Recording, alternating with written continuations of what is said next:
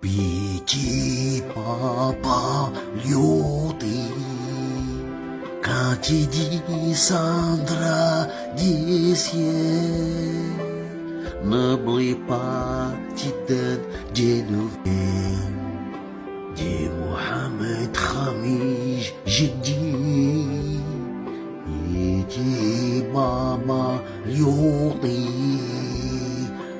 السلام عليكم ورحمة الله عليكم، إن شاء الله تكونوا بيان، صحتكم لاباس. صلى الله على رسولنا الكريم صلى الله عليه وسلم. وندخلوا في المفيد تاع المفيد خوتي. المرة كهذوما كل يوم فضيحة جديدة. ليسونسيال ما تنساوناش بالجامعة يبداو بسم الله. العائلة المافيوزية المعلومات كتقول بأن حصلت الأميرة مريم على نتيجة الحمض النووي، وشاركت النتيجة مع كل من رشيد وهشام. وأكد المختبران في سويسرا وأمريكا أن الحسن الثالث ليس ابن محمد السادس. عاود لهم.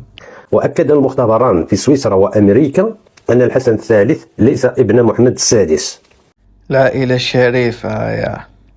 وقرروا جميعا، يعني مريم ورشيد وهشام، الاحتفاظ بالسر خوفا من الجيش.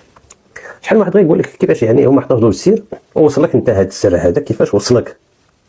لأن المعلومة سربها المسمى أحمد شرعي اللي عنده ديك المؤسسة الإعلامية معروفة إلى آخره، من بينها أول جريدة بعد كانت هي الأحداث المغربية. وأحمد شرعي هو عامل ديال المخابرات الخارجية، لاجيت ما يسمى بلاجيت رويال أو المخابرات الخارجية. وكيفاش حصل أحمد شرعي المعلومة؟ تحصل عليها من الموساد ومن المخابرات ديال الإمارات العربية. باينة شكون اللي راح حكم المروكوما. إذا دابا هنايا كنطرح أنا سؤال على الحموشي وعلى محمد ياسين المنصوري. بطبيعة الحال بصفتو المدير العام ديال المخابرات الخارجية، والحموشي بصفتو المدير العام لمديرية مراقبة التراب الوطني. كيفاش أن أحمد شرعي يسرب هذه المعلومات السرية اللي كتعلق بالنتيجة ديال الحمض النووي اللي دارته مريم سرا، وشاركت هذه المعلومة مع رشيد ومع هشام. وناض أحمد شرعي سرب هذه المعلومة وحصل عليها من الموساد ومن الإمارات. دابا أحمد شرعي واش خدام مع المخابرات المغربية، ولا خدام مع الموساد، ولا خدام مع المخابرات الإماراتية، ولا خدام مع لاجيت؟ دابا بغينا نتفهمونا اش وقع في هذه الدولة اللي كتسميوها الدولة العلوية الشريفة. تبعوا لهنا يا خوتي واش يقول، تبعوا مليح. لان دابا ها جماعه الحمض النووي يعني الاخرى نشات في السر، دارت الحمض النووي في جوج ديال المختبرات في سويسرا وفي الولايات المتحده الامريكيه، واكدوا بان الحسن الثالث يعني ماشي ولد محمد السادس. وهذا الكلام اللي سبق ليه هضرت فيه شحال يعني بلا الحمض النووي، بلا النتيجه ديال الحمض النووي، بلا حتى شي حاجه. قلتها لكم هذه خطره خوتي في فيديو من قبل، قلت لكم باللي وليد الحارس الشخصي تاعو. سبق هضرت في هذا الموضوع في القناه اللي تم الحث ديالها، ومن مصدر دبلوماسي مغربي بقح وتابع لاجيت رويال. كنت طرقت لهذا الموضوع هذا. اذا دابا السؤال المطروح هو احمد شرعي مع من كيخدم؟ واش كيخدم مع لاجيت، ولا كيخدم مع الموساد، ولا كيخدم مع الامارات؟ لان مريم مشات لواحد لابوراتوار في سويسرا وواحد في الولايات المتحده الامريكيه باش تعرف يعني النتيجه ديال الحمض النووي، واش داك ولي العهد من عائلتهم ولا ماشي من عائلتهم، ولا يعني داكشي كان في واحد السريه تامه. ولكن المعلومه تسربات، مع العلم ان المعلومه كما قلت شاركتها فقط مع رشيد وهشام. ولكن احمد شرعي حصل على المعلومه عن طريق الموساد والامارات العربيه. وعلى هذه مخلطة في العائلة الملكية، ما هم سامحين باش واحد ماشي من العائلة تاعهم ابن غير شرعي يحكم الحكم، راح تتخلط في المروك. اذا دابا بغيت هذوك اللي كيوصفونا كيقولوا انتم خونه، دابا انت شكون اللي خونه؟ دابا هنايا خصنا نحطوا نقاط على الحروف باش نعرفوا شكون الخونه الحقيقيين. واش هادوك اللي حاكمين البلاد، ولا اللي كيفضحوا الفاسدين اللي حاكمين البلاد وكينهبوا الثروات والخيرات ديال العباد؟ هذه اسئله خصنا نطرحوها وخصنا نلقاو لها اجابه. ما نبقاوش نطبلوا ونزمروا بزاف، لان التطبيل والتزمير بزاف راه كيسبب مشاكل في السمع. اذا نحافظوا شويه على السمع ديالنا، لعل وعسى سيفيدنا مستقبلا. العائلة الملكية ما بقالهاش بزاف في المغرب، والملكية كومبلي ما بقالهاش في المغرب. يا مات برك وتفهموا بوكو تشوز. دوك نصوتيو الدكتور تاعهم مراد بتزاير والله غير مراد. تبعوا خاوتي.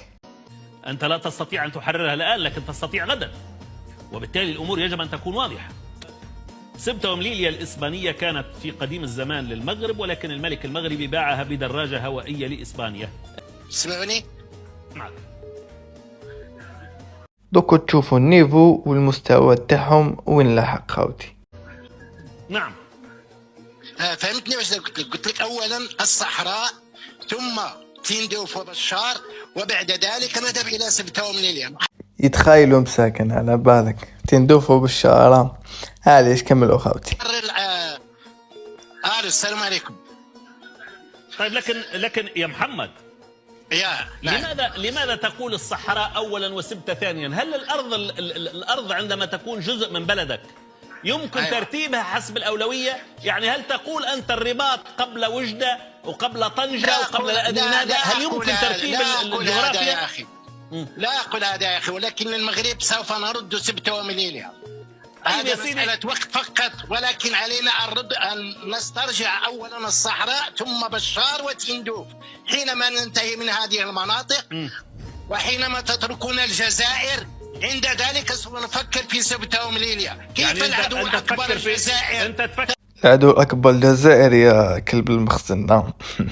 اقسم بالله لو شي صارلكم في الجزائر لو كان جزء سنتيم نتوما تعرفوا صارلكم في 63 ودوك صارلكم 63 برو ماكس. راك شايف في تندوف في الجزائر الان قبل 6 ومليليا التي تحتلها اسبانيا. نفكر في تندوف اولا وبشار ما شاء الله، وبعد المناطق الاخرى، ثم بعد ذلك اسبانيا لا مشكل مع اسبانيا.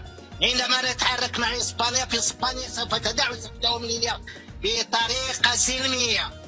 والاتحاد الاوروبي علاش خرج السمانه هادي قال لكم باللي سبتة ومليليا هي اراضي في الاتحاد الاوروبي واراضي اسبانيه وما كاش لي يحضر. احضر تشوف، تعرفوا غير تكذبوا على الغاشي. لماذا تتعامل مع اسبانيا بالطريقه السلميه وفي الصحراء تجيش الجيوش؟ لأنهم هم الذين اختاروا هذه الطريقة منذ 45 سنة. هؤلاء مكارين الخير هم الذين فعلوا حجر في حذاء المغاربة حتى لا يتقدموا. لولا الجزائر لا أصبح المغرب أقوى من إسبانيا. بالله عليك ليش اسم الجزائر الآن؟ أنا أحدثك عن سبتة ومليليا تحتلها إسبانيا.